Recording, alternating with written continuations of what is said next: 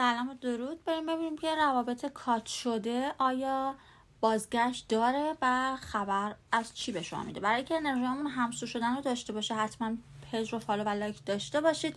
برای ثبت سرویس شخصی کلمه فایل رو دایرکت بدید.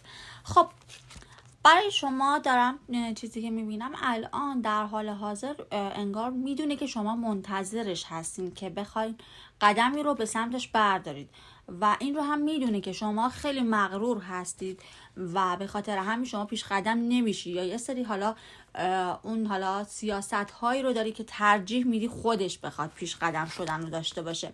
من برای شما میرم تا روی بعدی زمانی 2 خبرهای خوب دارم براتون میرم و بلافاصله بعد از آشتی برای شما هماغوشی هم دیده میشه که بخواد شکل بگیره و نهایتا برای شما دارم سختی های زیادی میبینم توی این مدتی که با هم کات بودید داشتید و کشیدید و متحمل